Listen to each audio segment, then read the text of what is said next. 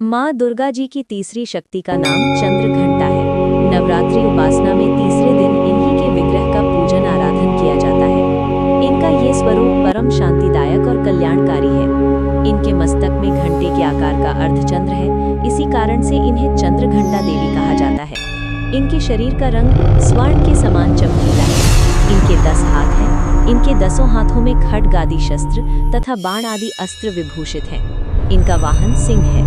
इनकी मुद्रा युद्ध के लिए उद्यत रहने की होती है। इनके घंटे किसी भयानक चंड ध्वनि से अत्याचारी दानव दैत्य राक्षस सदैव प्रकंपित रहते हैं। नवरात्रि की दुर्गा उपासना में तीसरे दिन की पूजा का अत्यधिक महत्व है। इस दिन साधक का मन मणिपुर चक्र में प्रविष्ट होता है।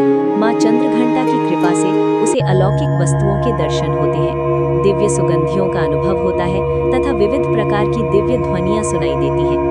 ये क्षण साधक के लिए अत्यंत सावधान रहने के होते हैं। माँ चंद्रघंटा की कृपा से साधक के समस्त पाप और बाधाएं विनष्ट हो जाती हैं। इनकी आराधना सद्यः फलदायी है।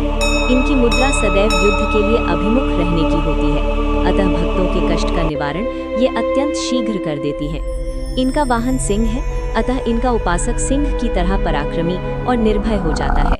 इनके घंटे की ध्वनि सदा अपने भक्तों की प्रेत बाधादि से रक्षा करती रहती है। इनका ध्यान करते ही शरणागत की रक्षा के लिए इस घंटे की ध्वनि निनादित हो उठती है।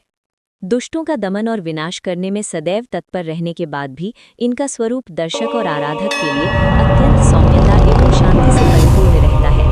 इनकी आराधना से प्राप्त होने वाला एक बहुत बड़ा सद्गुण ये भी है कि साधक में वीरता, निर्भयता के साथ ही सौम्यता एवं विनम्रता का भी विकास होता है।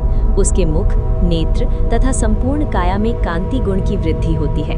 स्वर में दिव्य अलौकिक माधुर्य का समावेश हो जाता है। माँ चंद्रघंटा के भक्त और उपासक जहाँ भी जाते हैं, लोग उन्हें देखकर शांति और सुख का अनुभव करते हैं। ऐसे साधक के शरीर से दिव्य प्रकाश युक्त परमाणुओं का अदृश्य विकिरण होता रहता है। ये दिव्य क्रिया साधारण चक्षुओं से दिखलाई नहीं देती, किंतु साधक और उसके संपर्क में आने वाले लोग इस बात का अनुभव भली भांति करते रहते हैं। हमें चाहिए कि अपने मन, वचन, कर्म एवं काया को विहित विधि विधान के अनुसार पूर्णतः परिशुद्ध एवं पवित्र करके माँ चंद्रघंटा के शरणागत होकर उनकी उपासना आराधना में तत्पर हों। उनकी उपासना से हम समस्त सांसारिक कष्टों से विमुक्त होकर सहज ही परम पद के अधिकारी बन सकते हैं।